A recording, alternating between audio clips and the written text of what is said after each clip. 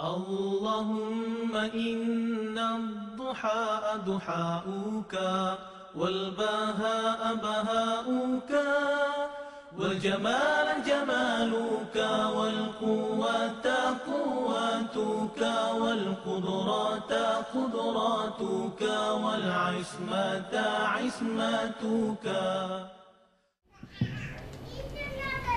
بسم الله الرحمن الرحيم. السلام عليكم warahmatullahi wabarakatuh. Alhamdulillah rabbil alamin, wassalatu wassalamu ala asyrafil anbiya'i wal mursalin wa ala alihi wa ashabihi ajma'in. Qala Allah ta'ala fi kitabihil karim, ya ayyuhalladzina amanu taqullaha haqqa tuqatih wa la tamutunna illa wa antum muslimun.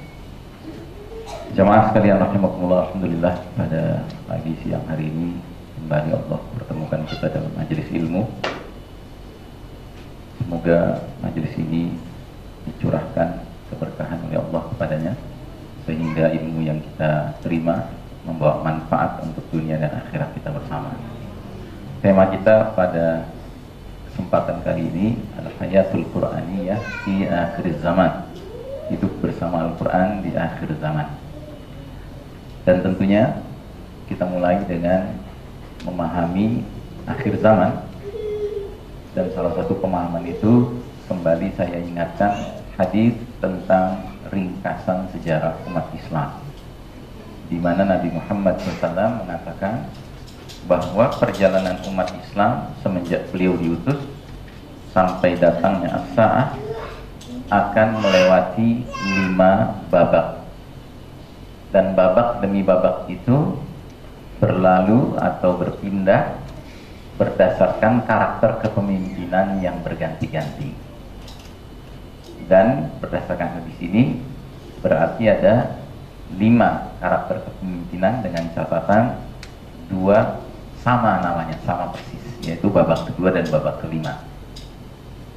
Nah, Nabi mengatakan takunun nubuwwatu fikum masyaallahu an takuna thumma yarfa'uha idza syaa'a ay yarfa'aha.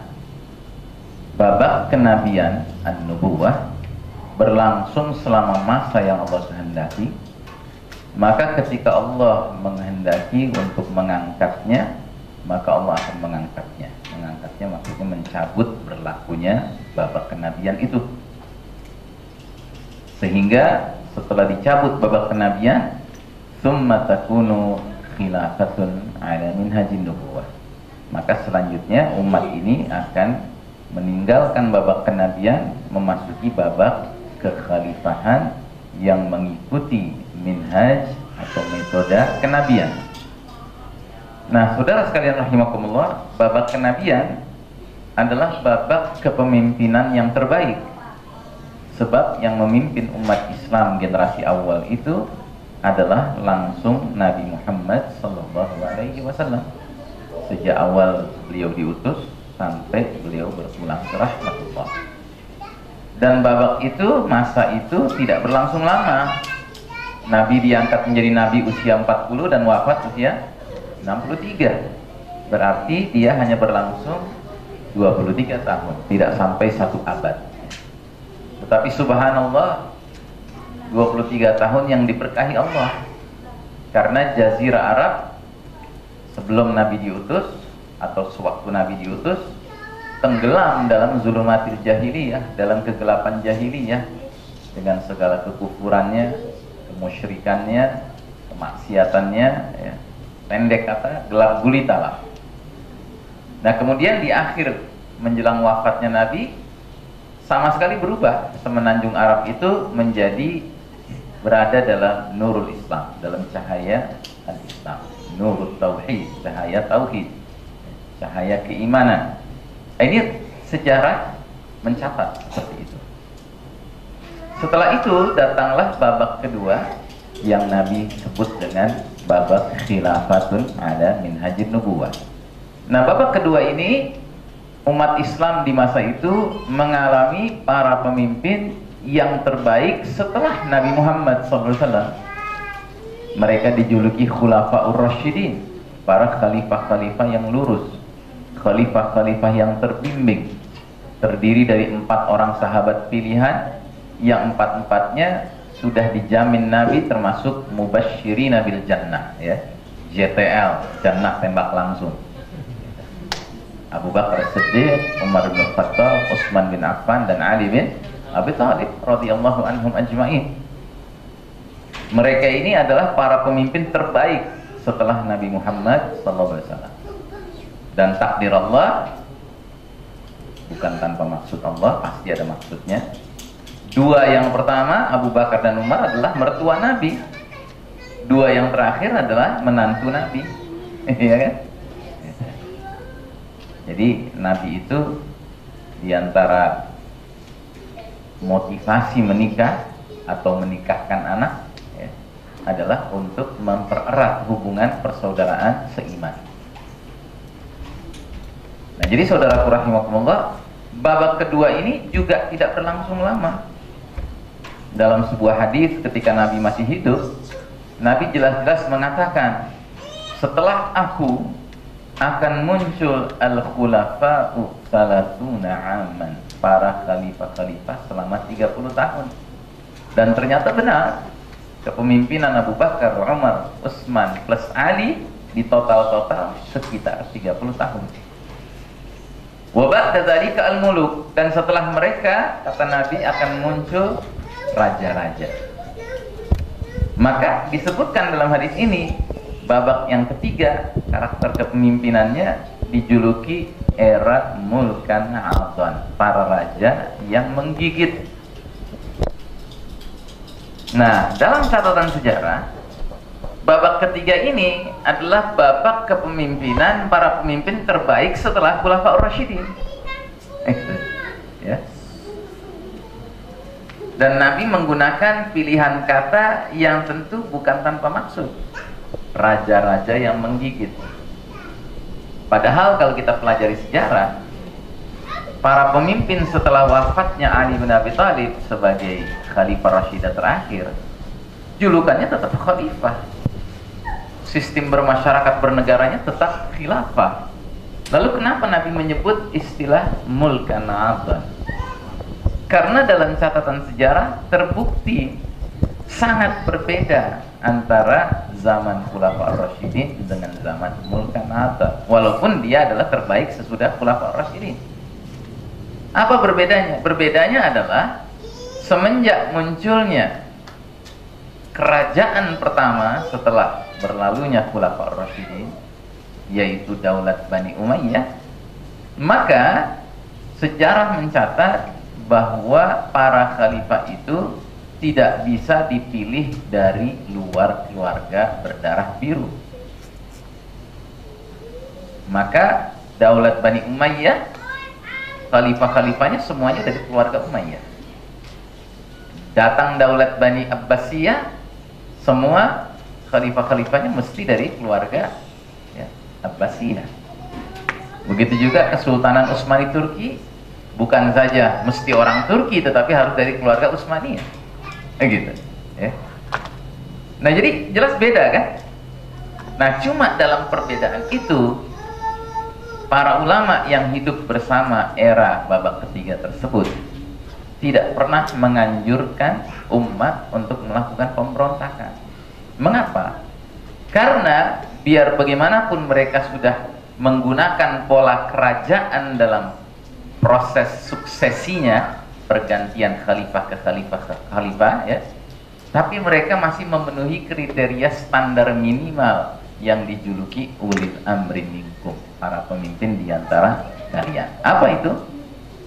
Itulah yang dijelaskan Al-Quran dalam surat An-Nisa ayat 59. Sebuah ayat yang cukup dengan ayat itu kita seharusnya paham siapa yang pantas disebut ulil amri minkum dan siapa yang tidak pantas disebut ulil amri minkum. Ayatnya begitu jelas kok.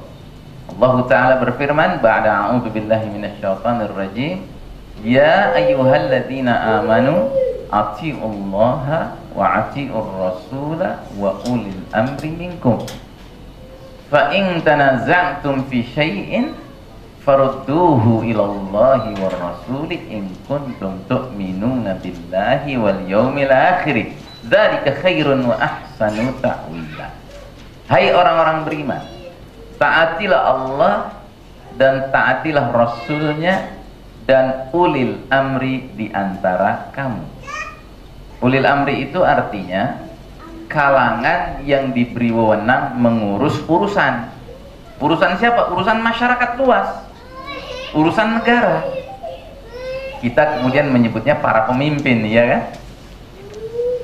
Nah, jadi dari kalimat, potongan kalimat awal ini saja sudah Allah sebutkan satu syaratnya, bahwa ulil amri itu wajib minkum, dari antara kalian, di antara kalian, di kalangan kalian. Kalian di sini maksudnya siapa? Kembali kepada khitab awalnya. Ya ayyuhalladzina amanu, hai orang-orang beriman. Berarti yang namanya pemimpin harus dari kalangan orang beriman, itu wajib, itu pertama, nggak bisa ditawar-tawar. Tapi sekedar mengaku beriman tidak cukup, ada syarat kedua. Lanjutannya, fa in tanaza'tum fi syai'in farudduhu ilallahi war rasuli in kuntum tu'minuna billahi wal yaumil akhir. Dan kemudian jika kamu berlainan pendapat tentang suatu perkara, maka kembalikanlah urusan perkara itu kepada Allah, yakni Al-Quran, dan kepada Rasulnya, yakni Sunnah, As-Sunnah, jika kamu benar-benar beriman kepada Allah dan hari kemudian.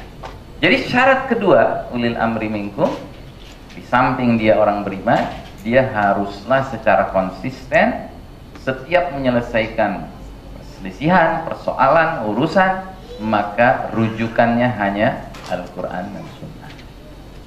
Dan Allah kasih tambahan embel-embel, in kuntum tu'minuna billahi wal yaumil akhir, jika kamu benar-benar beriman kepada Allah dan hari akhir.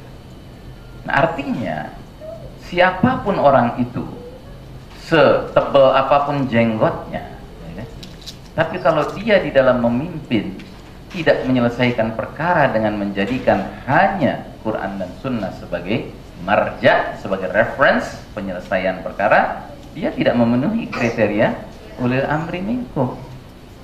Paham ya? Ini harus duduk, Pak, dalam pemahaman kita. Karena justru karena tidak duduknya pemahaman ini di babak kita sekarang ini, yang sudah bukan babak ketiga lagi, kita bukan di babak ketiga lagi sekarang, kita sudah di babak keempat sekarang.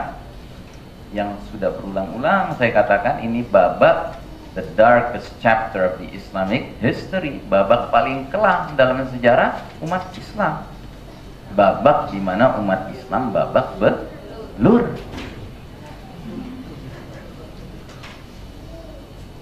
Sehingga realitasnya sangat berbeda dengan babak ketiga. Makanya di babak ketiga para ulama, hatta seorang Imam Ahmad bin Hambal sekalipun, ketika dia dimasukkan penjara karena tidak mau memenuhi permintaan khalifah untuk mengeluarkan fatwa pesanan khalifah bahwasanya Al-Quran adalah makhluk, dan dia tetap menyatakan Al-Quran itu kalamullah sebagaimana keyakinan Ahlus Sunnah wal Jamaah selama ini, ya.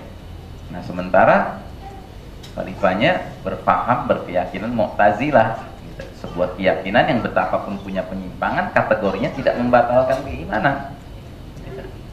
Nah, maka Imam Ahmad dia terima, masuk penjara dia terima, dia dipecut dia terima, bahkan dia tetap mengelola taklim dari balik jeruji. Nah, kenapa? Karena dia sadar ini khalifah walaupun zalim, tapi zalimnya untuk dirinya sendiri. Sebagai pemimpin dia tetap memenuhi kriteria minimal ulil amri minkum. Apa itu? Satu, dia masih muslim, beriman, dan kedua, dia mengumumkan bahwa hukum yang berlaku di wilayahnya hanyalah hukum Allah satu, dan bahwa semua perkara harus diselesaikan kembali pada Quran dan Sunnah. Paham ya? Nah, jadi babak ketiga sudah berlalu juga, dan babak ketiga ini babak yang paling panjang dalam sejarah umat Islam sampai saat ini. Dia berlangsung hampir 13 abad sendiri, ditandai dengan jatuh bangunnya aneka kerajaan Islam.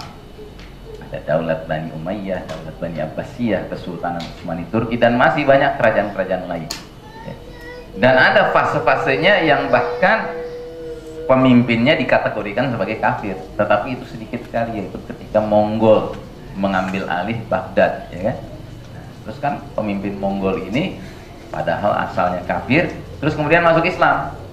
Cuma setelah dia masuk Islam, dia tetap mewajibkan bahwa kitab hukum yang harus diberlakukan namanya kitab Yasir, ya. Yang mana di dalamnya kandungannya kombinasi gado-gado antara sebagian hukum Al-Quran, hukum Injil, hukum Taurat, dan juga hukum adat Mongolia. Maka Ibnu Taimiyah yang hidup pada masa itu mengeluarkan fatwa, Ibnu Katsir pada masa itu yang hidup mengeluarkan fatwa bahwa ini sudah kafir, ini pemimpin seperti ini, karena dia tidak lagi menjadikan hanya hukum Allah sebagai satu-satunya hukum yang diberlakukan. Nah, maka Ibnu Taimiyah ikut berperang melawan, ya, penguasa Mongol waktu itu. Nah, jadi saudara rahimakumullah, ada cuplikan-cuplikan gitu, tapi on the whole, secara keseluruhan, babak ketiga itu berlangsung ya selama sekian belas abad gitu. Nah, sampai datanglah pengkhianat bernama siapa? Mustafa Kemal. Jangan bilang Ataturk, ya. Ulama-ulama Turki nggak ridho menyebut dia Ataturk, karena Ataturk artinya bapaknya Turki. Mereka lebih senang menyebutnya Mustafa Kemal A'da'it Turk, musuhnya Turki, ya. Mustafa Kemal ini dididik sejak dari kecil oleh para guru-guru Yahudi. Bahkan ketika sudah kuliah, dia kuliahnya ke Perancis. Nah, pulang dari Perancis, dia membawa suatu slogan yang saya yakin Anda sudah akrab dengan slogan itu. Karena sampai sekarang masih laku slogan itu, namanya pembaharuan Islam. Ya, pernah dengar ya istilah itu ya? Ya? Sekarang juga masih ada kan yang membawakan slogan itu kan? Ya, yang pulangnya dari Montreal, bukan ke Montreal belajar teknik, bukan, ke Montreal belajar Islamic Studies. Studi Islam belajarnya ke Montreal, studi Islam belajarnya ke Chicago, gitu kan? Bukan belajar ke Madinah, bukan belajar ke Kairo, gitu kan? Nah, dan guru-gurunya bukan Muslim, profesor Yahudi, profesor Nasrani, begitu kan? Nah, jadi apa kata si Mustafa Kemal ini? Dia bilang, hai umat Islam, kalau kalian mau maju, tidak ada jalan lain kecuali kita harus meniru bangsa-bangsa yang sudah maju lebih dahulu. Dan yang dia maksud siapa? Eropa. Ya, karena dia sudah tersilaukan oleh Eropa semenjak dia belajar ke Prancis. Dia, wah, lihat ini bagus, ini sistem bernegaranya, bermasyarakatnya, begitu kan? Ya. Sementara ketika itu Kesultanan Utsmani Turki, khilafah waktu itu, sudah berada dalam kondisi yang semakin dekaden, ya, semakin merosot, degrading, ya, sampai-sampai dalam berbagai kitab sejarah Eropa dijuluki the sick old man, orang tua yang sudah sakit-sakitan, sudah bengek, ya, udah pilek, ya kan, udah kronis lah, ya, pokoknya udah calon kholat gitu, ya. Nah, maka dia datang membawa sebuah gairah baru, namanya pembaharuan Islam. Oleh karenanya dia menggagas sebuah ide fundamental. Apa itu? Dia susun rancangan undang-undang pembubaran khilafah. Dan goal rancangan undang-undang itu goal, ya, karena semua elemen-elemen di level pemerintahan sudah dikuasai, dipengaruhi untuk menggolkan ide, ya, pembaharuan Islam ini. Nah, maka bubarlah khilafah dan berdirilah, ya, negara modern Turki, yang lebih tepatnya modern secular nation state, ya, negara modern sekuler berlandaskan paham kebangsaan.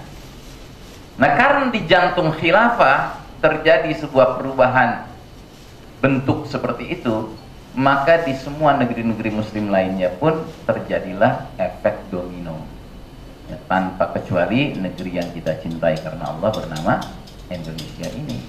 Dia berdiri sejak hari pertamanya dengan semangat, dengan logika, dengan pemahaman yang mirip dengan itu.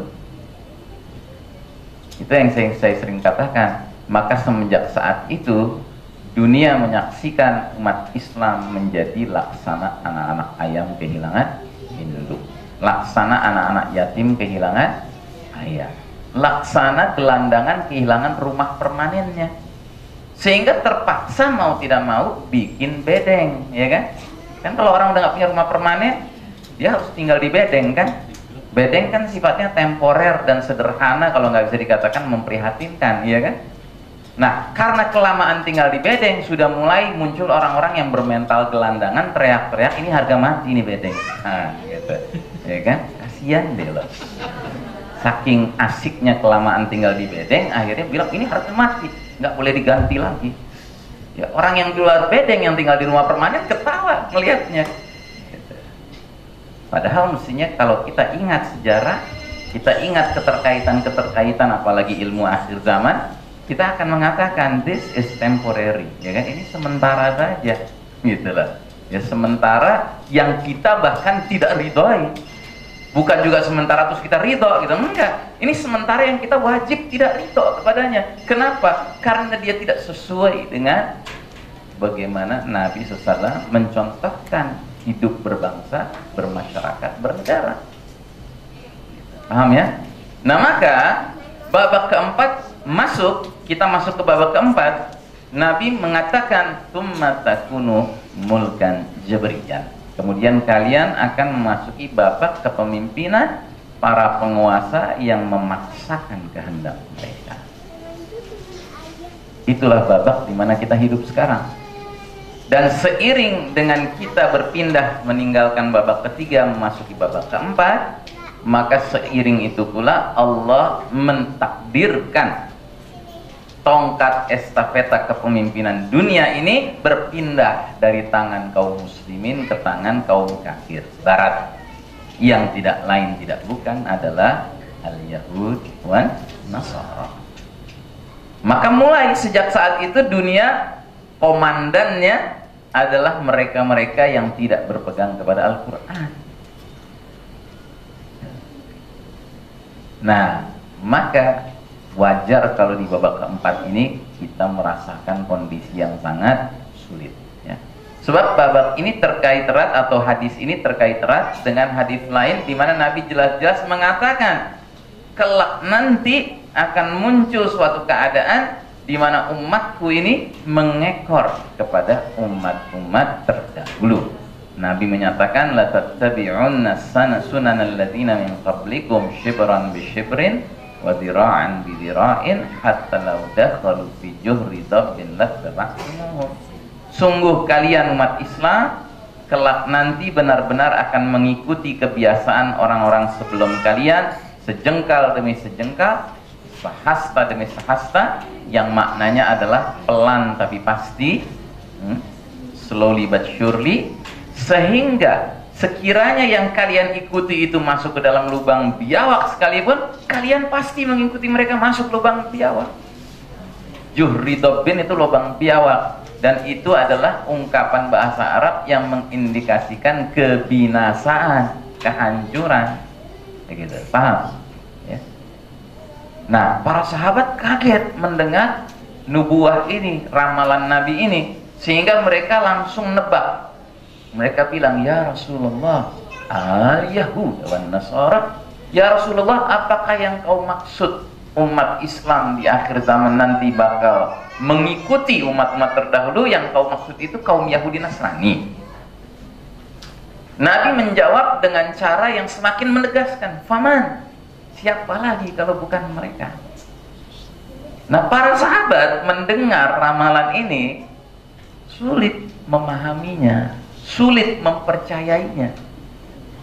Karena Nabi yang bicara lah, mereka percaya itu akan terjadi, tapi sesungguhnya mereka sulit memahaminya.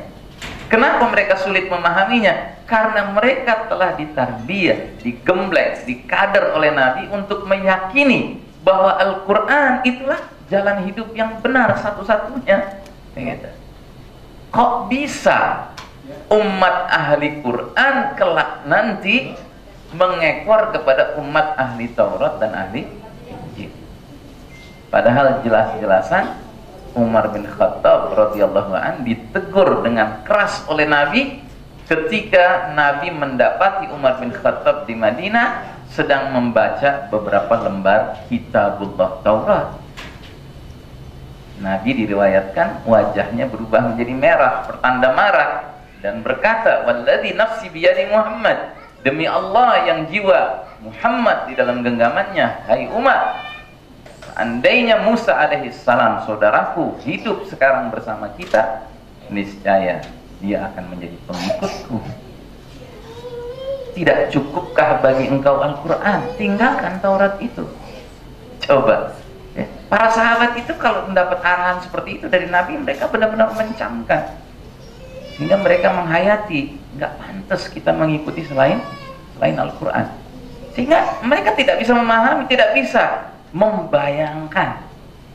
Nah, kita yang hidup di abad 21 sekarang ini, abad 20, abad 21 ini, kita bukan saja bisa membayangkan ya, terbukti kebenaran hadis ini. Tapi itu dengan catatan, jika kita melihat situasi kondisi dunia dengan kacamata iman.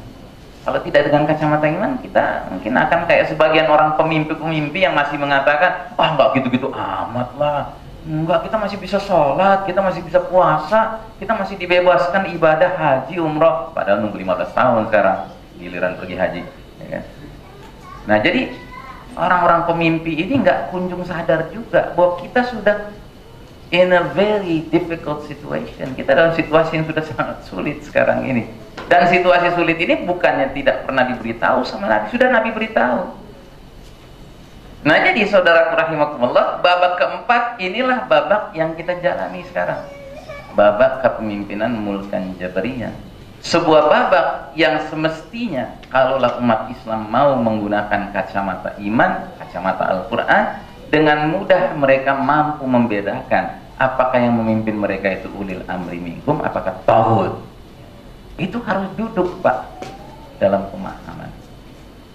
Kalau ini udah jelas tauhid ya kan, masih juga diberi stempel ulil amri minkum, ya bagaimana? Ya pantas kacau umat ini. Dan yang bilang begitu itu bukan sembarang pihak yang juga tahu ayat, tahu hadis, pihak yang barangkali kita kalah lebat jenggotnya, pihak yang barangkali kita kalah anti isbalnya ya. Mereka udah sampai ke perbatasan tengah betis gitu, kita masih cuma sekedar sedikit di atas mata kaki gitu. Ya. Makanya saudaraku rahimakumullah, kita dalam keadaan yang sulit sekarang, karena mereka-mereka yang pakai bahasa yang sama dengan kita terhadap perkara yang begini mendasar tidak bisa membedakan. Kita harus bisa membedakan, Pak. Dan ini gak ada kaitan dengan kemudian kita jadi orang radikal, jadi orang yang gak bisa dikendalikan. Enggak, ya kan? Kita paham betul bahwa kita harus menjadi umat yang mampu menahan diri ya. Tetapi sikap tetap sikap.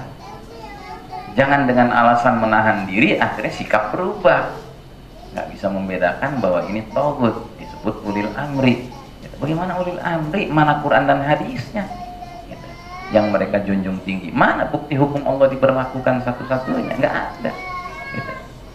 Nah, jadi saudara rahimakumullah, ini perkara yang harus duduk dalam pemahaman kita. Sebab yang memimpin dunia sekarang ini hakikatnya adalah Romawi modern.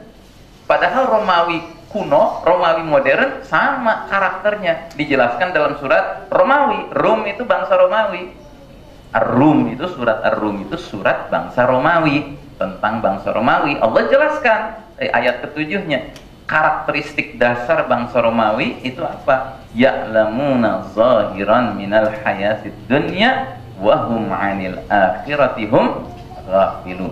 Mereka bangsa Romawi hanya mengetahui perkara yang lahir, yang material, yang zahir saja dari kehidupan dunia ini. Sedangkan mereka tentang kehidupan akhirat lalai. Coba kalau Anda suatu ketika berjumpa dengan orang bule barat kafir, ya kan? Ya, Anda coba ngobrol sama dia tentang dunia, tentang apa saja, ya, tentang ekonomi, politik, sosial, ya kan? Tentang budaya, dia pasti bisa melayani Anda selagi pembicaraannya soal dunia. Tapi begitu Anda mulai masuk ke bab kematian, begitu Anda mulai masuk bab akhirat, surga, neraka, dia bakal diam. Bahkan bukan saja diam, di dalam hatinya dia akan bergumam, this is nonsense. Ini apa ini? Omongan apa ini? Ya, karena mereka cuma ngerti dunia, mereka nggak ngerti apa-apa selain dunia ini. Makanya Nabi Muhammad sallallahu alaihi wasallam mengajarkan kita doa panjang yang di tengah-tengah doa itu ada terselip kalimat la taj'alid dunya akbar hammina wala mablagha ilmina. Ya Allah, jangan engkau jadikan dunia itu fokus perhatianku dan batas pengetahuanku.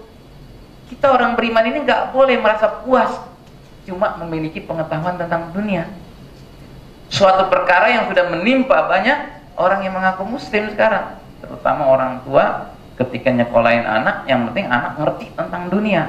Soal ngerti akhirat nggak penting, nanti aja deh kalau udah agak gede-gedean nanti gitu ya. Aduh, anak kecil diajarin iman gimana, susah, mereka belum nyampe ya. Oh enggak, justru selagi kecil itu golden ages, itu usia-usia emas untuk dicetak iman, dicetak tauhid ya. Cucu kami usianya baru 2 tahun kurang, itu belum bisa ngomong, tapi dia sudah bisa ya, tiba-tiba ngambil buku ya kan, dilihat gambar-gambarnya ya kan, dia tertarik dengan sebuah truk gitu ya, dia datang ke ibunya, dia kasih ke ibunya oh gitu ya kan, maksudnya doain supaya punya ini gitu. Coba ya kan, itu kan masalah pendidikan. Kalau pendidikan tertanam sejak dini ya kan, dia tahu untuk meminta sesuatu kepada siapa mintanya, kepada Allah. Itu iman. Tapi faham materialisme menjadi buah dari peradaban Romawi, baik itu Romawi kuno dulu maupun Romawi modern sekarang. Nah, maka yang memimpin dunia sekarang ini, mereka nggak bisa keluar dari faham materialisme ini. Maka alangkah ironisnya kalau kaum muslimin juga logikanya seperti itu. Dan kalau Anda masih ingat kajian kita tentang akhir zaman yang mengenai konflik abadi dan hakiki sepanjang sejarah Bani Adam, masih ingat kan? Bahwa paham materialisme ini paham kuno sekali, yang pertama kali dilansir oleh siapa? Oleh iblis. Ketika iblis berkilah kepada Allah Subhanahu wa taala, mengapa dia tidak mau menjalankan perintah Allah, yaitu sujud penghormatan kepada Adam alaihissalam, dia menggunakan kaidah materialisme. Ana khairun minhu, khalaqtani min narin wa khalaqtahu min tin. Ya Allah, aku kan lebih mulia dari Adam. Engkau ciptakan aku dari api, engkau ciptakan Adam dari tanah. Dari mana dia dapat logika bahwa api yang merupakan materi itu mesti lebih mulia daripada tanah yang juga merupakan materi, ya kan? Ya. Itu nggak ada bedanya dengan orang terkagum-kagum lihat orang turun naik mobil Alphard, tapi menghina begitu lihat orang turun naik angkot, gitu. Padahal sama-sama materi, Alphard juga materi, angkot juga materi. Emangnya pasti mulia orang turun naik Alphard dan pasti hina orang turun naik angkot? Ya kan? Itu logika iblis. Nah, logika iblis ini sekarang merajalela. Makanya Al-Quran mengajarkan bahwa kemuliaan itu tolok ukurnya tidak boleh materi. Tolok ukur dalam Islam apa kemuliaan itu? Takwa. Sebagaimana dikatakan Al-Quran surat Al-Hujurat ayat 13. Nggak sampai 20-an ayatnya surat Al-Hujurat ya. Jadi kata Allah, ya ayuhan nas, inna khalaqnakum min zakarin wa unsa wa ja'alnakum syu'uban wa qabaila lita'arafu inna akramakum 'indallahi atqakum innallaha 'alimun khabir. Hai manusia, sesungguhnya kami menciptakan kamu dari seorang laki-laki dan seorang perempuan dan menjadikan kamu berbangsa-bangsa dan bersuku-suku supaya kamu saling kenal mengenal. Sesungguhnya orang yang paling mulia di antara kamu di sisi Allah ialah orang yang paling bertakwa di antara kamu. Sesungguhnya Allah Maha mengetahui lagi Maha mengenal. Jadi jangan kita terjebak dengan paham materialisme bahwa laki-laki pasti lebih mulia dari perempuan. Padahal semua kita diciptakan dari laki dan perempuan. Terus perempuannya ya kan defensif sampai akhirnya bikin penyerangan dengan mengatakan pentingnya kesetaraan gender. Nah, buat apa? Emang perlu bersaing laki dan perempuan? Ini kan masalah perbedaan penciptaannya, ada perbedaan job division. Tapi ini nggak ada urusan dengan pasti laki-laki lebih mulia daripada perempuan. Kalau yang perempuannya lebih bertakwa dari laki-laki, ya lebih mulia perempuannya. Dan juga sebaliknya begitu. Kalau yang laki lebih bertakwa, ya lebih bertakwa, lebih mulia dia daripada si perempuan. Tapi jangan dong kemudian kita terjebak dengan materi, ya kan?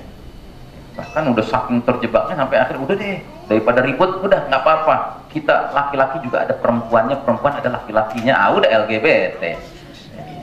Ya kan? Daripada kita ribut siapa yang lebih mulia, laki apa perempuan, udah deh kita terima aja, laki juga bisa jadi perempuan, perempuan bisa jadi laki. LGBT muncul, lesbian, gay, transgender dan bisex. Materi, terjebak pada materi. Atau terjebak pada materinya dalam hal apa?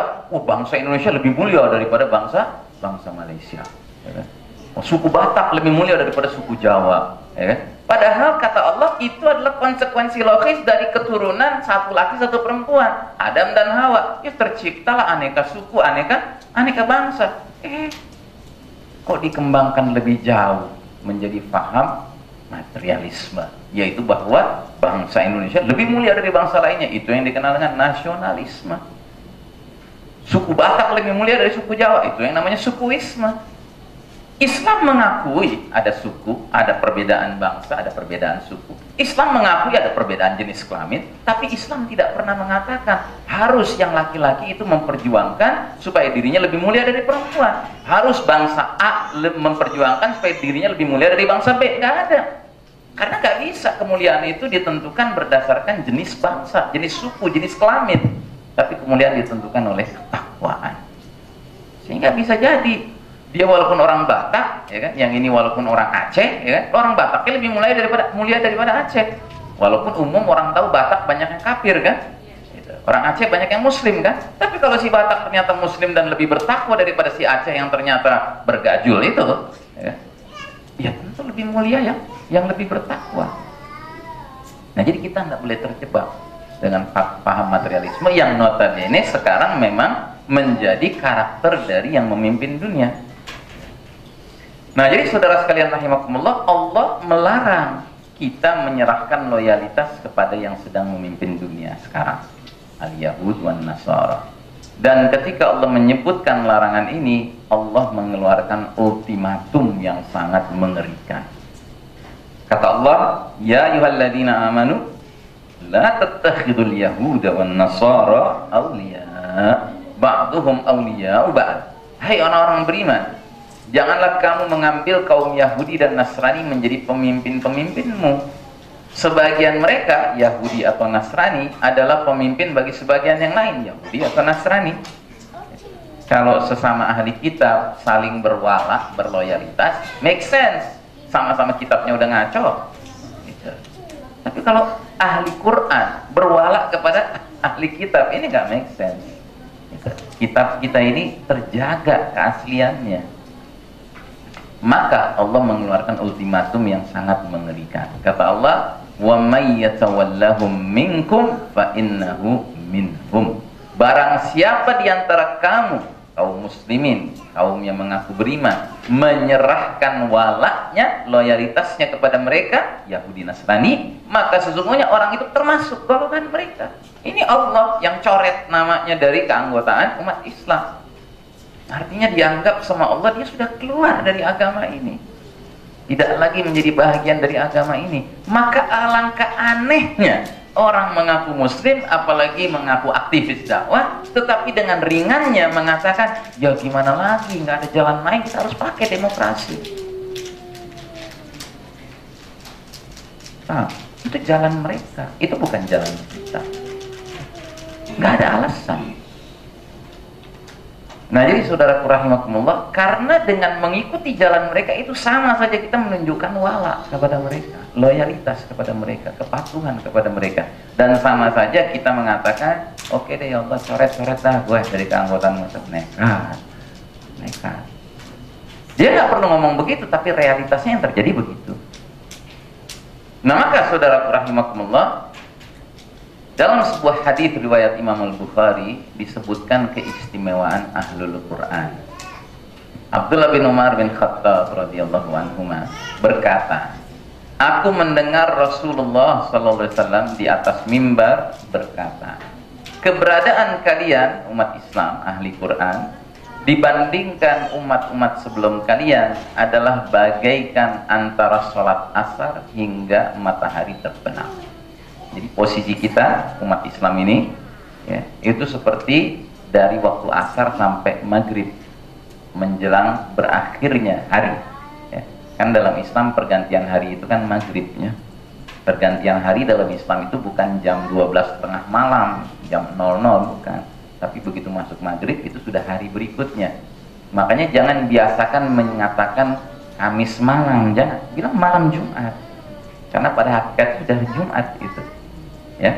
Nah, jadi kata Nabi selanjutnya, ahli Taurat diberi Taurat. Lantas mereka mengamalkannya hingga zuhur, pertengahan hari. Pertengahan siang. Kemudian mereka tidak mampu bekerja lagi ya, mentok sampai zuhur, mereka tidak mampu lagi bekerja sehingga mereka diberi satu qirat. Qirat itu hitungan pahala ya. Hitungan pahala dari Allah untuk ahli Taurat itu satu qirat. Lantas ahli Injil diberi Injil dan mengamalkannya dari zuhur tadi hingga sholat asar. Kemudian mereka tidak mampu lagi melaksanakannya, mentok sampai asar saja. Sehingga mereka diberi satu qirat, sama dengan ahli Taurat. Pahalanya satu qirat. Kemudian kalian umat Islam diberi Al-Quran. Lantas kalian mengamalkannya hingga matahari terbenam. Lantas kalian diberi 2 qirat. Subhanallah ya. Kita betapa merupakan umat marhumah ya, umat yang dirahmati oleh Allah Ta'ala. Maka ahli Taurat dan ahli Injil menyampaikan protes. Bagaimana ini? Mereka umat Islam lebih sedikit bekerja, kok pahalanya lebih banyak? Maka Allah balik bertanya kepada mereka, namun apakah aku menzolimi pahala kalian? Mereka menjawab, engkau tidak menzolimi. Maka Allah berkata, itulah keutamaanku yang kuberikan kepada siapa saja yang kukehendaki. Jadi betapa bersyukurnya kita menjadi umat ahli Quran. Tapi bukti syukurnya apa? Menjalankan Al-Quran. Itulah bukti syukurnya. Kalau nggak kita jalankan, ya kita nggak berhak 2 qirat itu. Dan kenapa kita kok berhak 2 qirat sementara Yahudi, ahli Taurat, ahli Injil cuma 1 qirat? Karena ketika Al-Quran datang, yang dulu dapat 1 qirat itu bekerja sama untuk merecokin kita. Makanya kita dapat 2 qirat jika kita benar-benar mengamalkan Al-Quran, sementara mereka ngerecokin kita dengan segala pengalaman Taurat mereka dan Injil mereka yang kemudian mereka acak-acak sendiri itu. Paham ya? Nah, jadi saudaraku rahimakumullah, ini keistimewaan Ahlul Quran. Tapi sekali lagi, keistimewaan itu hanya bagi mereka yang benar-benar mengamalkan Al-Quran, yang benar-benar memahami Al-Quran. Oleh karenanya kita tidak boleh mensikapi Al-Quran sekedar sebagai bacaan untuk koleksi pahala ya. Memang baca Al-Quran itu pasti pahalanya besar. Sebagaimana kata Nabi, setiap huruf yang dibaca pahalanya 10. Lalu Nabi menegaskan, aku tidak mengatakan alif lam mim itu 1 huruf. Tidak, alif 1 huruf, lam 1 huruf, mim 1 huruf. Jadi orang baca alif lam mim sudah berapa pahalanya? Sudah 30. Memang betul, membaca Al-Quran itu mendatangkan pahala. Cuma Al-Quran fungsinya bukan hanya untuk menjadi sarana koleksi pahala. Al-Quran itu fungsinya untuk merubah hidup kita.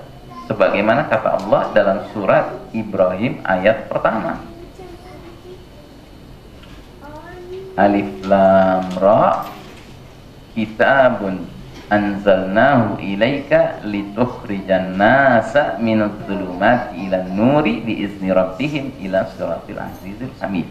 Alif lam ra, ini Al-Quran adalah kitab yang kami turunkan kepadamu Muhammad SAW supaya kamu mengeluarkan manusia dari zulumat, dari kegelapan. Kegelapan apa? Zulumatil kufur, zulumatil syirk, zulumatil jahiliyah ya. Menuju apa? Menuju cahaya yang terang benderang. Cahaya apa? Nurul iman, nurul Islam, nurul tauhid ya. Dengan izin Rabb mereka, yaitu menuju jalan Allah yang maha perkasa lagi maha terpuji. Itu fungsi dari Al-Quran. Jadi kalau kita tidak mengupayakan untuk menggapai fungsi itu, pada hakikatnya kita belum berpegang kepada Al-Quran. Nah, maka pantaslah seorang anggota parlemen Inggris pada masa Inggris sedang menjajah Mesir, ya, suatu ketika di parlemen Inggris itu ada sebuah musyawarah. Salah satu agendanya adalah bagaimana caranya, ya, pemerintah Inggris, Britania Raya bisa melestarikan penjajahannya atas bangsa Mesir. Tiba-tiba seorang anggota parlemen mengangkat Al-Quran. Dia bilang, kalau kita mau perpanjang penjajahan di Mesir, kita harus pastikan isi buku ini tidak masuk ke dalam hati dan pikiran bangsa Mesir. Mereka tahu betul itu. Mereka tahu betul itu. Kalaupun mereka mau berinteraksi dengan buku ini, sekedar interaksi baca boleh, tapi jangan sampai mereka masuk ke hati dan pikiran mereka. Nah, jadi saudaraku rahimakumullah, itu keistimewaan Ahlul Quran. Nah, jadi Taurat adalah petunjuk bagi Bani Israel. Allah berfirman, wa ataina Musa al-kitaba wa ja'alnahu hudan li Bani Israil. Dan kami berikan kepada Musa kitab Taurat, dan kami jadikan kitab Taurat itu petunjuk bagi Bani Israel. Injil petunjuk juga bagi Bani Israel saja. Wa yu'allimuhul kitab wal hikmata wat taurat wal injil wa rasulan ila Bani Israel. Dan Allah akan mengajarkan kepadanya Isa alaihissalam Alkitab, hikmah, Taurat dan Injil, dan sebagai rasul kepada Bani Israel. Nah, maka ini sangat berbeda dengan Al-Quran. Al-Quran itu tidak pernah Allah maksudkan untuk kelompok manusia tertentu, tidak. Untuk semua manusia.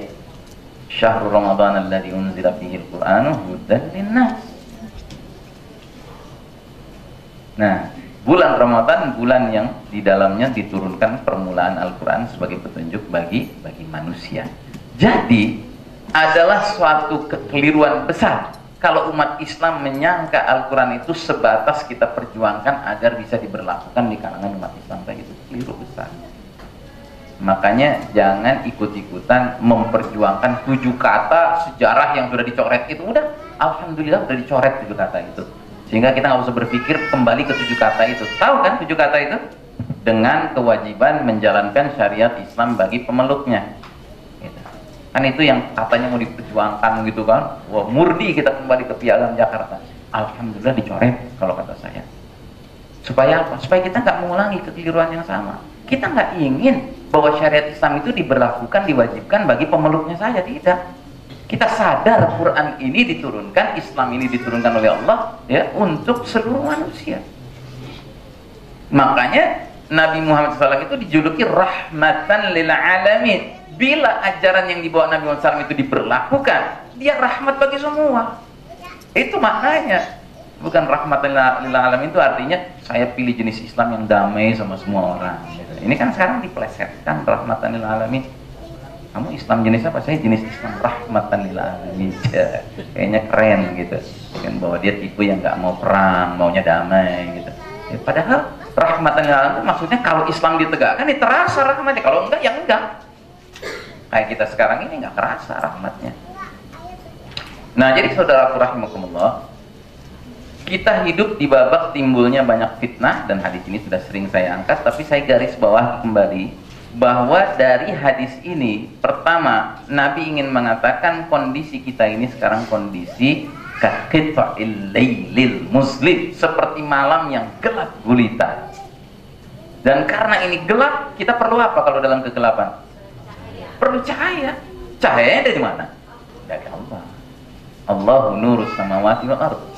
Allah itu cahayanya langit dan bumi. Maka semua upaya, semua janji-janji Allah dan Rasulnya yang menjamin kita bakal dapat nur, itu harus kita kejar sekarang. Yang salah satunya apa? Kalau Nabi bilang, barang siapa membaca surat Al-Kahfi di hari Jumat, niscaya dia akan mendapat cahaya antara 2 Jumat. Kita kejar itu. Karena kita perlu cahaya itu. Kita hidup dalam kegelapan sekarang ini. Senternya harus center yang guaranteed. Dari siapa? Dari yang nggak pernah berbohong, Allah Subhanahu wa Ta'ala. Nah, itu satu yang harus saya garis bawahi. Dan kedua, Nabi mengatakan jika era gelap gulita itu sudah datang, ancaman kepada umat Islam tidak sekedar berupa terlibat dalam dosa kecil, tidak juga terlibat dalam dosa besar. Yang betapapun besarnya dosa itu, selagi kita masih beriman, masih bisa diampuni. Tetapi Nabi jelas-jelas mengatakan, gambarannya kalau era gelap gulita itu sudah datang, yusbihur rajulu mu'minan wa yumsi kafiran. Pagi orang masih beriman, sore jadi kafir. Berarti fenomena riddah, fenomena kemurtadan itu menjadi sesuatu yang mudah didapatkan. Dan saya termasuk orang yang meyakini hadis ini mengacu ke zaman kita sekarang. Sebuah zaman untuk mencari orang ngomong kata-kata yang membatalkan iman seperti semua agama sama, gampang apa susah? Bahkan orang kalau dijelaskan bahwa kalimat seperti itu cukup membatalkan iman aja sampai terkaget-kaget. Apa iya? Nah gitu. Padahal kalau dia mau sedikit aja merenung, dikaitkan dengan apa keterangan Allah dalam Al-Quran, selesai perkaranya. Makanya saya ulangi lagi, bahwa di antara ilmu mendasar yang kita harus segera dalami adalah ilmu tentang nawaqidul iman. Apa-apa yang membatalkan keimanan. Sebab zaman yang kita hadapi sekarang ini ancaman itu, ancaman pembatalan keimanan. Kalaulah batal iman itu dalam bentuk murtad formal, itu gampang deteksinya, ketahuan orang akhirnya ya pindah agama gitu, mudah. Ini yang kita maksud murtad di sini, murtad karena mengerjakan perkara-perkara yang membatalkan keimanannya. Makanya saya ingatkan, kita semua umumnya mengalami kecelakaan dalam proses belajar Islam kan. Rata-rata kita semua belajar Islam dulu waktu masih kecil, bab paling awal bab air kan, bab wudu kan. Kita nggak mulai dari pintu pertamanya, babul awal, yaitu babul iman. Mestinya itu pintu pertama, tapi enggak. Bahkan seperti saya katakan tadi, ada orang tua yang kalau disuruh nanamkan iman pada anaknya yang masih kecil, dia bilang, gimana caranya, kan susah, itu abstrak, nah, gitu. Ya kan? Udah kalah sebelum ini, sebelum berjuang. Mentalitas pecundang memang gitu. Padahal menanamkan iman itu ya justru selagi kecil itulah, itu penanaman iman harus kita lakukan. Nah, kita belajar lengkap wudhu, apa caranya, sampai apa yang membatalkan wudhu, hafal kita sampai hari ini. Terus bab berikutnya sholat, kita belajar gerakan-gerakan sholat, bacaan-bacaan sholat lengkap dengan apa yang membatalkan sholat, kita hafal sampai sekarang. Tapi pernahkah kita penasaran bertanya, Ustaz, kalau wudhu bisa batal, sholat bisa batal, adakah iman bisa batal? Kita nggak pernah nanya. Padahal ya sama, sebagaimana wudhu bisa batal, sholat bisa batal, iman juga bisa batal. Nah, jadi saudaraku rahimakumullah, ini fitnah yang paling berat di zaman kita sekarang ini. Makanya sekali lagi saya anjurkan, bacalah buku tentang apa, carilah ilmu tentang apa-apa yang membatalkan keimanan keislaman kita. Dengan niat yang lurus tentunya, bahwa kita ingin menjaga iman diri kita, istri kita, anak kita, keluarga kita. Bukan dengan yang salah, niat yang salah, yaitu supaya kita gampang kafir-kafirin orang, bukan begitu, ya kan?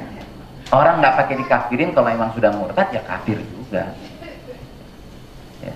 Jangan membuang energi ngafir-ngafirin orang, gitu. Karena sekali lagi saya tegaskan, kalau memang seseorang sudah terlibat dalam pembatal keimanan, nggak perlu kita tunjuk dia kafir, udah kafir dia. Ngapain buang energi? Yang penting kita jaga diri kita, istri kita, anak kita, keluarga kita dari terjerumus ke dalam perkara-perkara nawaqidul iman, nawaqidul Islam, nawaqidul syahadatain. Baik. Nah, jadi saudaraku rahimakumullah, Nabi juga menerangkan dari hadis ini rahasia kenapa fenomena riddah itu muncul, karena orang-orang yang terkena fenomena riddah itu mempunyai permasalahan yabi'u dinahu bi'aratin minad dunya. Mereka rela menjual agamanya, dinnya, demi mendapat kesenangan dunia. Mereka tidak mampu lagi membedakan mana sebenarnya barang yang mahal dan mana yang sebenarnya murah. Dunia ini murah sebenarnya di mata orang beriman. Begitu Nabi mendidik para sahabat, ya, sehingga waktu ketika kan Nabi jalan dengan sahabat, lihat ada bangkai keledai yang sedang dikerubuti lalat. Nabi tanya, apa itu? Kalian tahu? Mereka bilang, itu bangkai keledai. Itulah perumpamaan dunia, kata Nabi. Dan lalat-lalat itulah perumpamaan pemburu dunia. Betapa hinanya kan? Betapa murahnya dunia ini, kalau tidak bisa dikatakan menjijikkan. Nah, para sahabat itu tertanam pemahaman seperti itu. Dan sebaliknya, mereka tertanam pemahaman bahwa yang mahal harus dijaga itu iman, din, itu harus dijaga.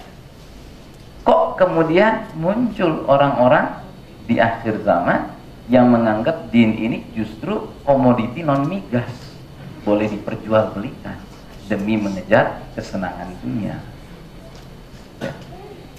Nah, jadi saudara rahimakumullah, badai fitnah ini sudah meliputi berbagai aspek hidup. Ini sudah kita bahas ketika membahas mewaspadai fitnah sistem Dajjal. Tapi sekedar untuk refreshing atau memperbaharui ingatan kita kembali, ya. Fitnah itu dalam berbagai aspek hidup kita sudah muncul sekarang. Di bidang ideologi, fitnahnya adalah berbagai ideologi bikinan kaum kafir, sekularisme, pluralisme, liberalisme, humanisme, ya macam-macam. Di bidang politik, fitnahnya adalah praktek berpolitik yang bersifat Machiavelli dan ideologi berpolitik yang disebut demokrasi. Machiavelli itu sebuah logika tata cara berpolitik yang mana tujuan menghalalkan segala cara. Itu namanya Machiavelli. Jadi Machiavelli nama seorang filosof Eropa. Ya, dialah yang pertama kali menggagas kalau orang mau berpolitik dan sukses dalam politiknya, dia harus menyingkirkan nilai-nilai dalam berpolitik. Maka tujuan-tujuan politik itu harus dicapai dengan cara apapun. Jadi tujuan menghalalkan segala cara. Kalau dalam bahasa Arabnya disebut al-ghayatu tubarrirul wasilah. Ya, tujuan menghalalkan, membenarkan, membolehkan segala cara. Dan ternyata dalam realitas dunia politik sekarang begitu kan? Ya, realitas dunia politik sekarang begitu, Pak. Sampai kita kenal ada kaidah apa? Nggak ada musuh abadi di dalam politik, nggak ada kawan abadi dalam politik, yang ada kepentingan abadi. Menjijikkan. Kalau kita mau merenunginya, menjijikkan. Terus ideologinya, ya, demokrasi yang berasal dari bahasa Latin demos plus kratos, ya. Sederhana kita melihatnya, demos itu rakyat, kratos itu kekuasaan, kedaulatan. Tidak ada satu ayat Quran pun, satu hadis Nabi pun yang menyatakan kedaulatan di tangan rakyat, itu tidak ada. Jadi ini sebuah logika yang keluar dari Quran dan Sunnah. Menurut Quran dan Sunnah, kedaulatan di tangan Allah. Dan oleh karenanya lah dalam gerak sholat kita, kalimat takbir terus menerus mengiringi semua gerak sholat kita, supaya kita sadar lewat ucapan itu, lewat tingkah kita dalam sholat itu, tertanam dalam diri kita hanya Allah yang berdaulat di jagat raya ini. Maka ironis kan, kaum muslimin dalam sholatnya bilang Allahu Akbar, begitu di luar sholat sekali berapa tahun gitu teriak-teriak rakyat akbar. Apa nggak syirik itu namanya? Ya. Sedangkan kita mengatakan walam yakul lahu kufuwan ahad. Allah nggak bisa diserupakan dengan sesuatu apapun. Kok disamain merakyat? Nah, itu beda. Jadi nggak ada itu logika seperti itu, nggak ada. Ya. Makanya demokrasi itu kaitannya erat dengan kalimat majority rules, the majority rules, yang mayoritas lah yang berkuasa kan gitu. Kalau dalam bahasa yang lebih syirik lagi, suara rakyat, suara Tuhan. Ya. Ini kan syirik banget nih bahasa kalimat begini. Ya. Jadi suara rakyat, suara Tuhan. Loh, ngeri banget gitu loh. Padahal dalam Al-Quran Allah menerangkan tidak mungkin sekian banyak kemauan, ya, itu disatukan, ya kan, untuk mewujudkan kebenaran. Itu nggak mungkin. Allah bilang dalam surat berapa? Surat Mu'minun, Al-Mu'minun ayat 71 ya kalau saya tidak salah. Betapa jelasnya Allah mengatakan walawit taba'al haqqu ahwa'ahum la fasadatis samawati wal ardu wa man fihinna. Andai kata kebenaran itu harus menuruti hawa nafsu manusia, ya, jadi aneka ragam kemauan, hawa nafsu, keinginan, ya kan. Kalau bahasa kerennya apa? Aspirasi. Nah, itu bahasa kerennya, ya kan. Kalaulah kebenaran itu harus mengikuti aspirasi sekian banyak manusia, pasti binasa langit dan bumi ini dan semua yang ada di dalamnya. Jadi kalaulah benar-benar kedaulatan itu di tangan rakyat, padahal rakyat jumlahnya banyak, 250 juta, kacau banget.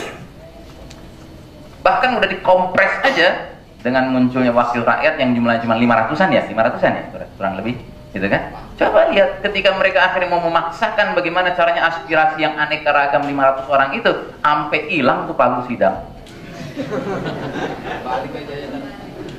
Karena nggak mungkin, nggak bisa. Yang mungkin, yang praktis adalah sekumpulan orang berapapun banyaknya mereka ramai-ramai tunduk kepada Allah. Kalau ramai-ramai tunduk pada Allah, damai, teratur semua. Gitu. Karena Allah itu cuma satu dan Allah itu maha sempurna dan benar-benar berdaulat. Allah itu berdaulatnya bukan main-main, berdaulat beneran gitu. Makanya muncul ayat kursi, ya kan? Ayat kursi itu kan intinya Allah menerangkan betapa berdaulatnya Allah Ta'ala. Coba kita lihat ayat itu, surat Al-Baqarah ayat berapa? 255. Ini kan ayat subhanallah mengajarkan kita untuk meyakini bahwa Allah benar-benar berdaulat. Bukan hanya di dunia, tapi di jagat raya ini, fid dunya wal akhirah. Nah, Allah tidak ada ilah yang berhak disembah melainkan Dia yang hidup kekal lagi terus-menerus mengurus makhluknya. Coba, apa ada tuh mereka-mereka yang punya kursi dari kalangan manusia itu bisa ngurus konstituennya terus-menerus nggak tidur-tidur? Nggak mungkin. Nggak mungkin. Tapi Allah itu Al-Hayyu Al-Qayyum, maha hidup lagi terus-menerus mengurus makhluknya. Masya Allah, ya. Tidak mengantuk dan tidak tidur. Oh, lebih ditegaskan lagi, minum konsan berapa banyak tuh. Kepunyaan Allah lah apa yang di langit dan di bumi. Tiada yang dapat memberi syafaat di sisi Allah tanpa izinnya. Allah maha mengetahui apa yang di hadapan mereka dan di belakang mereka, dan mereka tidak tahu apa-apa dari ilmu Allah melainkan apa yang Allah kehendaki. Kursi Allah meliputi langit dan bumi dan Allah tidak merasa berat memelihara keduanya, dan Allah maha tinggi lagi maha besar.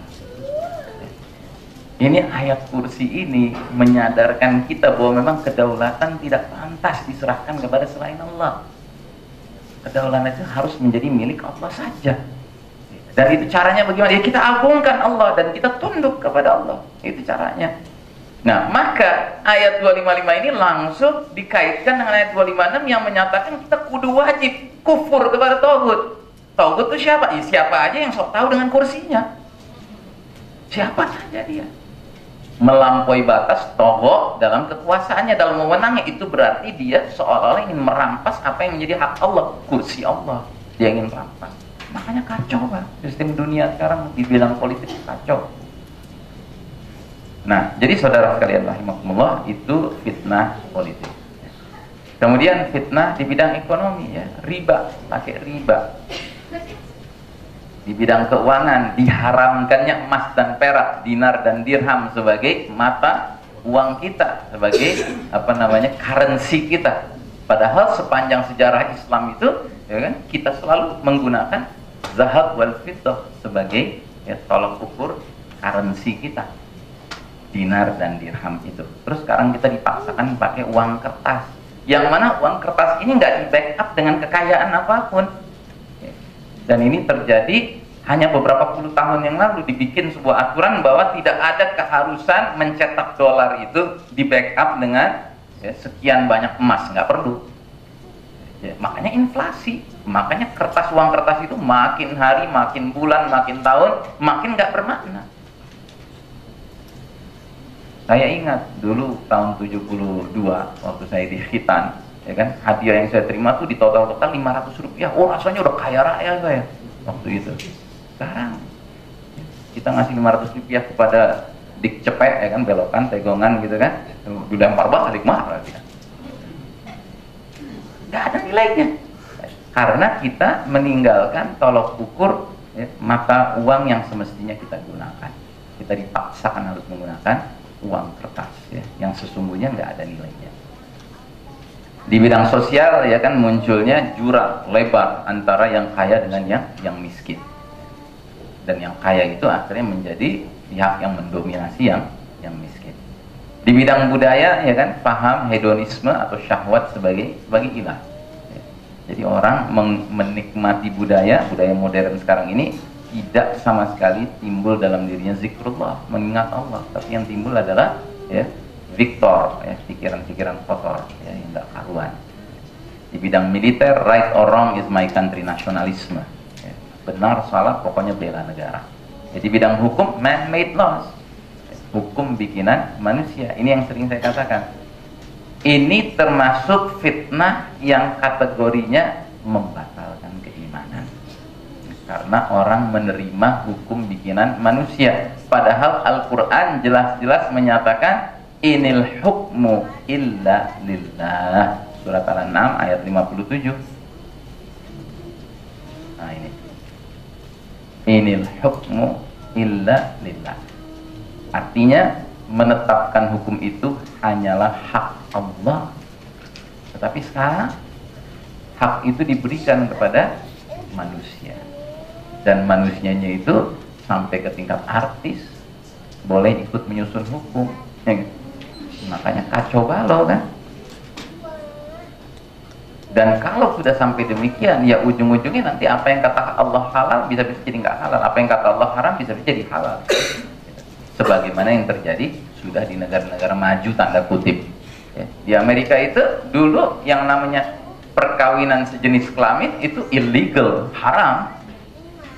Tapi pelan, tapi pasti ketika kemudian sudah bisa memperjuangkan, ya kan, wakil rakyat dari kalangan LGBT, ya kan, masuk ke dalam parlemen mereka, ya kan, nah mereka memperjuangkanlah hak-hak homo, hak-hak lesbi, ya.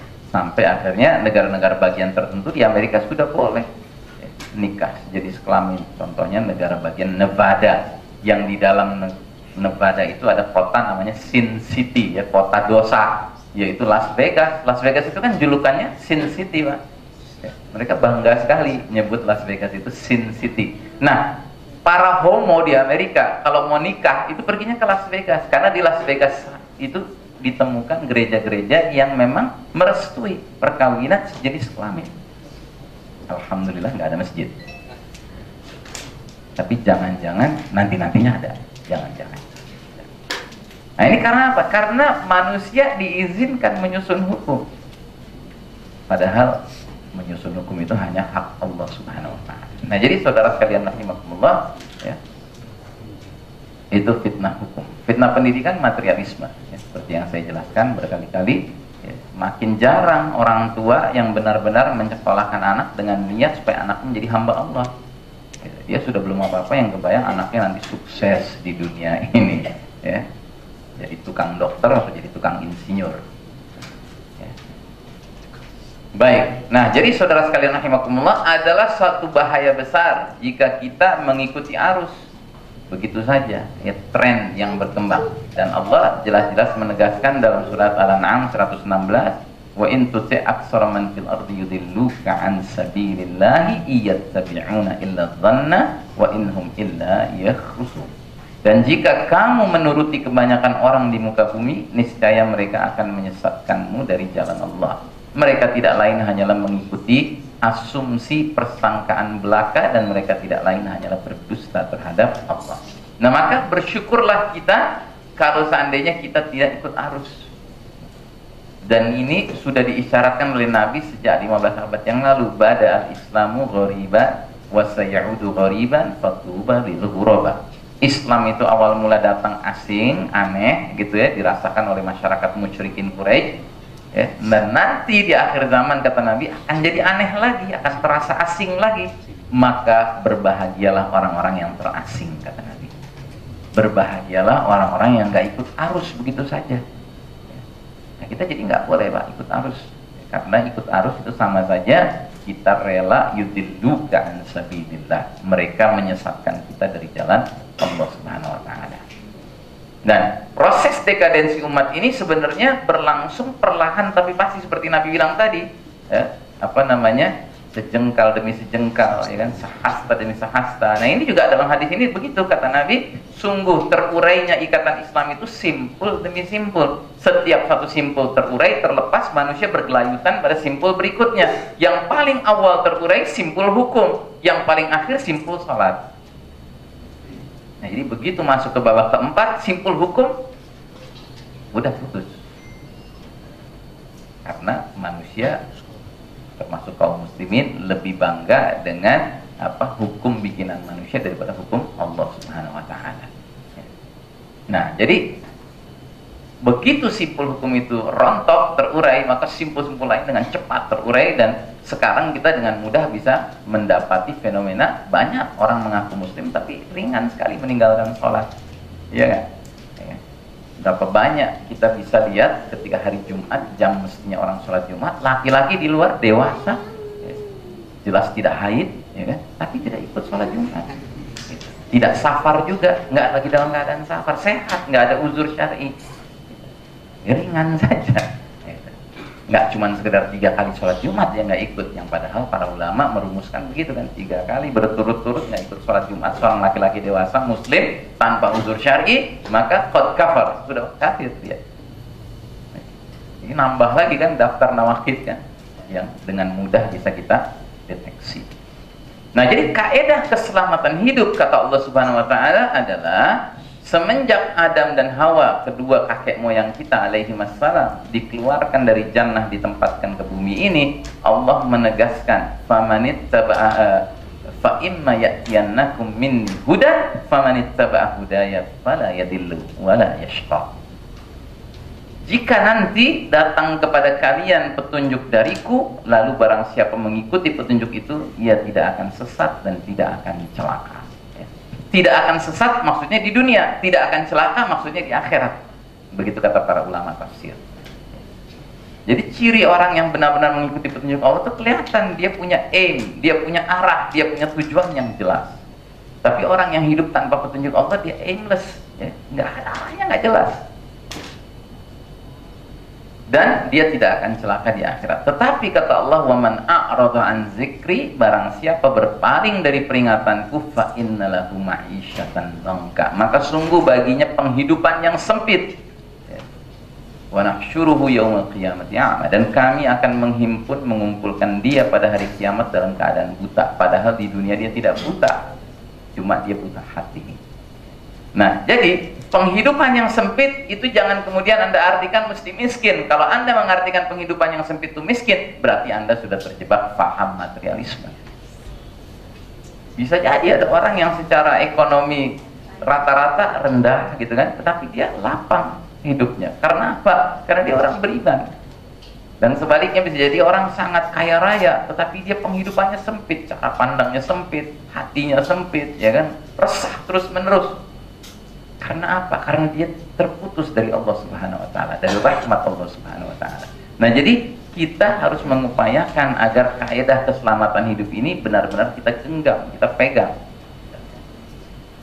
Sebab musuh-musuh kita, mereka memang tahu bahwa menjauhkan manusia dari Al-Quran itu suatu perkara yang sangat penting buat mereka, agar mereka memenangkan pertarungan ini. Wa qala alladziina kafaru la tasma'u li hadzal qur'ani walghaw fihi la'allakum taghlibun.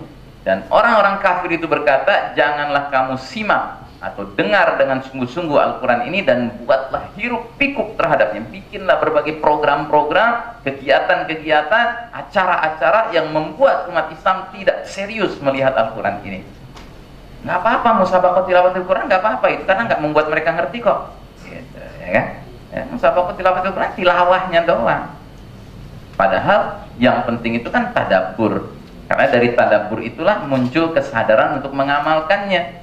Sebab kata Allah dalam surat Muhammad itu surat 47 ayat 24, jika orang tidak mau tadabbur, ancamannya serius.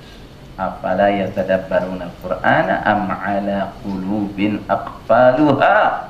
Maka apakah mereka tidak mau memperhatikan isi Al-Quran ataukah hati mereka terkunci? Jadi kalau orang merasa dia sudah jalankan kewajiban terhadap Al-Quran hanya dengan tilawah, walaupun dia sudah ikut program tahsin, ikut tahfiz gitu ya, tapi dia nggak tadabbur, ya. Makanya jangan heran ada orang bacaan Qurannya bagus dikasih nasihat ngeyel, ya. Karena pada hakikatnya hati dia terkunci walaupun dia rajin tilawah. Makanya saya kembali mengingatkan gurauan tentang umat Islam di musim haji, masih ingat ya gurauan itu? Ya kan? Itu harus kita akhiri. Umat Islam Indonesia itu terkenal kalau di musim haji rajin nyari tempat strategis menjelang waktu-waktu sholat. Nah, mereka udah cari tempat strategis, mereka duduk, terus ngapain? Baca Quran. Dan terkenal umat Islam Indonesia bacaan Qurannya bagus. Maka ketika dia sedang membaca Quran sambil nunggu waktu sholat, tanpa dia sadari orang Arab sudah duduk di samping dia, menikmati sampai terharu dan meneteskan air mata. Karena dalam pikiran dia, oh ini orang Cina pinter juga baca Quran, kan kita sipit-sipit nih kayak orang Cina. Begitu selesai dia tanya, ya kan, dari mana? Indonesia gitu kan. Wah, bacaan Quran Anda ngerti tadi yang Anda baca? Nggak ngerti. Dia nangis lagi. Tapi nangis dia yang kedua lain dengan nangis dia yang pertama. Kasihan deh lo, bacaan begitu bagus nggak ngerti. Nah, jadi tadabbur ini penting. Karena dari tadabbur itulah kita akan memiliki pemahaman. Pemahaman itu yang akan menggerakkan kita untuk mengamalkan dengan benar. Ya contoh tadi lah, kalau kita rajin tadabbur, kita tahu ada ayat bunyinya inil hukmu illa lillah. Hak menetapkan hukum hanya milik Allah. Ini kan ayat jelas betul maknanya. Itu para profesor doktor syariah akidah tuh apa nggak baca ayat ini? Kan jelas betul. Tapi mereka ngasih stempel boleh manusia nyusun hukum dengan munculnya para alek itu, ya kan? Yang kalau Anda tanya tukang ojek nggak bakal ngerti. Anda tanya tukang ojek, Bang, alek apaan sih? Antu alek. Anda jelaskan sama dia, alek itu kepanjangan, Bang, anggota legislatif. Nah, sekarang saya udah kasih tahu ya sama Abang ya, itu kepanjangannya anggota legislatif. Sekarang saya tanya, Abang ngerti nggak anggota legislatif? Apaan tuh? Dia bingung lagi. Karena disengaja kita ditipu dengan istilah-istilah rumit begitu. Kalau di Amerika, ALEK itu sederhana sebutannya apa? Lawmaker, pembuat hukum. Mudah kan? Gitu. Ngambil kesimpulannya kita jadi gampang. Pembuat hukum. Perasaan Quran bilang pembuat hukum cuma atuh Allah. Ini ngaku pembuat. Oh, dia mau ngaku dirinya Tuhan juga. Gitu. Makanya di Inggris lebih jujur. Gedung parlemen disebutnya House of Lords, rumah gedung tempat ngumpulnya para tuhan. Gitu. Iya kan? Dan orang Inggris kalau berdoa ya Tuhanku, oh Lord, kan gitu. House of Lords, kumpulan Tuhan-Tuhan ngumpul. Gitu. Lebih jujur mereka, Pak. Indonesia ini memang negeri yang penuh kemunafikan, gitu. Untuk menipu orang pakai istilah rumit-rumit, gitu kan? Yang ujung-ujungnya sebenarnya ya, lagi menyebarluaskan paham yang berbahaya. Nah, jadi saudaraku rahimakumullah, kembali ke masalah ini, musuh-musuh Islam itu tahu betul umat Islam ini harus dijauhkan dari esensi Al-Quran ini. Nah, padahal dalam surat Al-An'am ayat 115 Allah menyebutkan Al-Quran inilah standar kebenaran dan keadilan. Wa tammat kalimatu rabbika sidqan wa 'adlan la mubaddila li kalimatihi wa huwas samiul 'alim. Telah sempurnalah kalimat Rabbmu sidqan wa adlan, sebagai kalimat yang benar dan adil. La mubaddila li kalimatihi, tidak ada yang dapat merubah-rubah kalimat-kalimat Allah. Wa huwas samiul alim, dan Allah dia yang maha mendengar lagi maha mengetahui. Jadi kalau Anda mendengar ada orang mengatakan kami adalah kelompok pembela kebenaran dan keadilan, nah gitu ya, Anda tanya, ngobrol sama dia, apa sih yang Anda maksud kebenaran dan keadilan? Oh, muter-muter dia ngejelasinnya, tapi intinya bukan Quran, ya kan? Bohong ini orang. Karena kebenaran dan keadilan hanya ada di dalam Al-Quran, dalam kalimat-kalimat Allah, ya, bukan dalam kalimat manusia yang rumit-rumit itu, ya kan? Baik, saudara sekalian rahimakumullah. Jadi ya, ini tadi sudah kita singgung ayat ini, ya, sudah selesai. Nah, kita hidup di era Novus Ordo Seclorum alias New World Order alias sistem Dajjal, kata Ahmad Thompson, penulis Muslim berkebangsaan Inggris. Dan ini merupakan peradaban modern yang memang canggih, namun melepaskan diri dari petunjuk Allah Subhanahu wa Ta'ala. Maka kalau kita sudah menyadari inilah kondisi dunia kita sekarang, alangkah naifnya kalau kita ikut-ikutan memperjuangkan diri harus diakui oleh PBB. Karena PBB itu khilafahnya mereka, khilafah batil gitu. Kita nggak pernah ingin terlibat dalam khilafah yang batil. Kita mau khilafah yang benar, yang memang sesuai ala minhajin nubuwah, ya. Nah, dan mereka sendiri yang mengumumkan kepada kita proyek ini proyek apaan sih? Ternyata proyek ini proyek menyambut si mata tunggal, si mata sebelah, ya kan? Ad-Dajjal. Jadi ini kan gambar di mana nih? Lembaran kertas uang $1 Amerika, ya, bukan sekedar dolar, ya, $1 Amerika Serikat, ya, bukan di sembarang pecahan. Bukan 5, 10, 50, atau $100, tidak. Di $1 Amerika Serikat. Kenapa harus dia pilih yang di $1? Supaya cepat tersosialisasi. Karena semua kita mungkin secara rata-rata sanggup lah beli $1. cuma butuh modal berapa, 12.000 ya sekarang, ya kan, nggak banyak. Nah di situ mereka perkenalkan mega proyek mereka, mewujudkan sebuah tatanan dunia yang simbolnya seperti piramida tunggal, yang pucuk piramidanya simbolnya segitiga yang di dalamnya ada mata tunggal.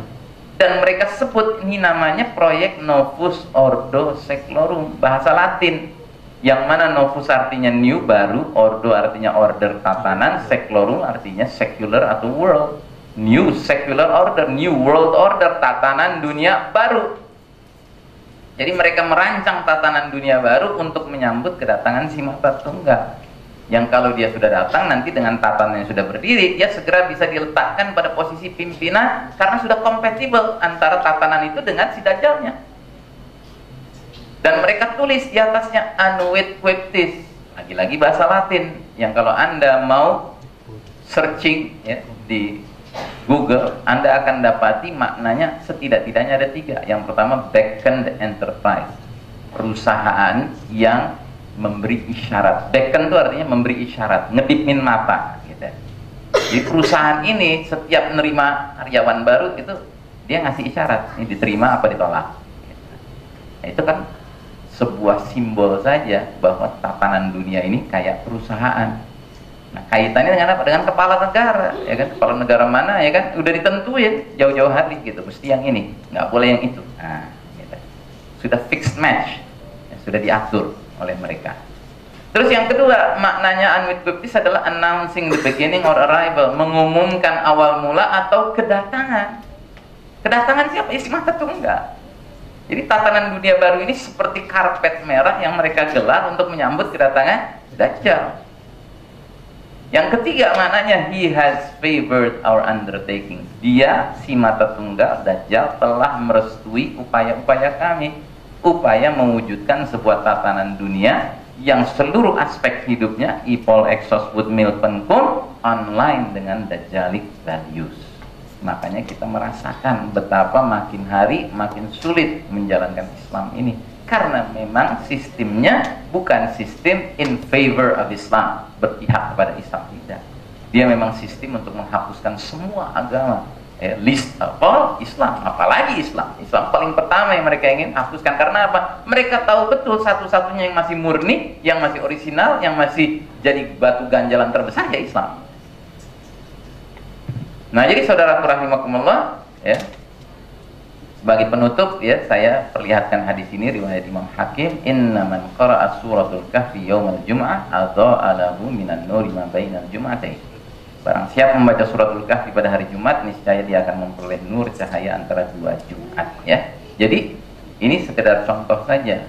Di mana-mana ada hadis yang mengisyaratkan kita bisa mendapat cahaya, itu harus kita rebut karena kita hidup di era sedang terjadinya kondisi gelap gulita. Qita'il lailil mudlim, seperti sepenggalan malam yang gelap gulita. Kita sangat berhajat kepada cahaya. Hanya orang-orang yang punya cahaya di zaman seperti inilah yang bisa berjalan dengan lurus, dengan lempeng, dengan aman, dengan tenang, dan dengan selamat sampai ke ujung. Tapi mereka yang tidak punya cahaya itu, dengan sendirinya dia akan tenggelam di dalam kegelapan ini. Baik, dengan demikian berakhirlah kaji kita pada pagi siang hari ini. Saya kembalikan kepada pembawa acara. Aku qouli hadza fastaghfirullah li wa lakum, innallaha huwal ghafurur rahim. Wassalamualaikum warahmatullahi wabarakatuh.